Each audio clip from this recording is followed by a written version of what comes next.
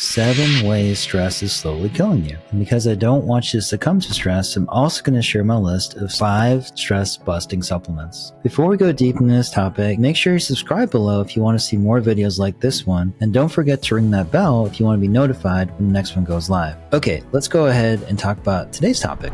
Yeah, so Dr. Ryan, in 2023, Forbes put this article out talking about mental health being pervasive in the workplace, right? And talking about rates of burnout, anxiety, depression are at record levels. And there's this whole post-pandemic issue with people working from home, not feeling connected at work. So burnout, anxiety, depression are going to lead to stress. There's a recent study that was done that looked at how stress can increase your risk of heart attack by 27%, which is about the same as what you'd expect from smoking 5 cigarettes a day. Other studies have shown that stress leads to an increased risk in stroke, Alzheimer's, dementia, IBS, can lead to reduced fertility and libido, compromised immunity, sleep disturbances, you don't feel nearly as energized as you do during your workday, blood sugar imbalances, so you're more predisposed to develop insulin resistance, diabetes.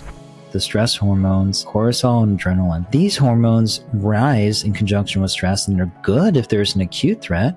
Like, for example, in the past, I don't know, if there are Vikings invading your village or something, heart rate increase, high blood pressure, slowing your digestion, reducing your libido would be good things, right? So you can escape or get ready to fight. But it's terrible if the threat is not acute, but rather just perceived. So things like, the economy that might go down the tubes, or a business deal that might go sideways, or teenage kids that might ruin their future. The key thing is that you really want to ensure that your cortisol levels are appropriate. So here we have a picture of a normal diurnal cortisol curve. And as you can see, you tend to get the peak right around 6 a.m. You get a pretty precipitous drop about 12 p.m. and then it just slowly moves downwards. When you're chronically stressed, you tend to have higher cortisol levels throughout the day. And a lot of people talk about this situation of being tired but wired. So they don't really feel their best. They feel kind of fatigued, but they're too energized to sleep or rest. If this stress response continues, it can go from chronic stress to chronic fatigue, where you'll have enough cortisol that will allow you to mount a response early in the morning, but then as the day progresses, your levels start to get really, really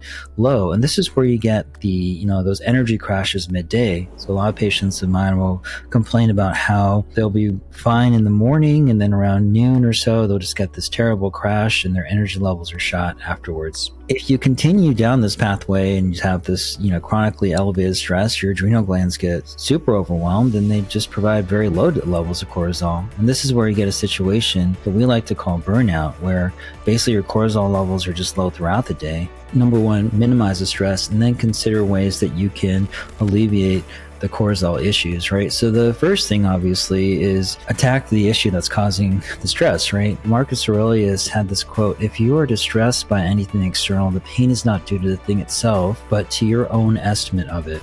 And this you have the power to revoke at any moment. Something that I've oftentimes done is, instead of worrying about negative situations, worry or think about positive situations. Reframe your mind and be like, well, hey, how's the situation, although it could be perceived as being negative, how could it be a good thing? Now, to add on what you're saying, our CEO coach tells us every week, Dr. Ryan, he's like, you need to focus on what is, not what if. What is, not what if. In other words, your life is controlled by kind of what you focus on. And that's why you need to focus on where you want to go and not what you fear. You want to control the inputs that are coming in. Try to reduce news input. Most news out there, it's really done to create emotional response from people. And most of the time, there's been studies on this, it's usually negative, right? And so that can impact your psyche and make you think the world is actually a lot worse than may really be. Avoid or place boundaries on toxic people. This definition can vary from person to person, right? But generally someone who is consistently negative, not interested in your well-being, not interested in you achieving your goals. Obviously, while you're cutting out individuals that are not helpful towards you achieving your goals, join a group of people that are. Right? Try to maintain relationships with individuals who are positive or forward-thinking, who see what's possible versus what's not. There are a lot of supplements out there, and again, once you've done the prior two things, you might find that these supplements could be helpful. I am a big fan of DHEA, or dihydroepiandrosterone. It's a neurosteroid that seems to counter excessive cortisol levels as well as restore cortisol balance. Adrenals, they also can provide a source of cortisol and improve cortisol levels, what I would probably suggest doing is looking at your pattern. If you're someone that is chronically fatigued, where your cortisol levels are low in the morning, you may want to use the adrenals and DHEA in the morning, versus if you just have chronic fatigue and you just have a drop off in the afternoon, you might want to use it at that point. L-theanine, this is a compound found in green tea. It reduces some of the neurotoxicity, some of the neuroinflammation that's associated with chronic cortisol release, and it can improve your mood. So drinking green tea throughout the day can be useful. Making sure your diet is full of omega-3 fatty acids. Omega-3 fatty acids reduce inflammation dramatically. Vitamin flaxseed oil, macadamia nut oil, fish. Finally, there are certain adaptogenic herbs that seem to condition your body favorably to stress and reset cortisol cycles. Rhodiola and ashwagandha are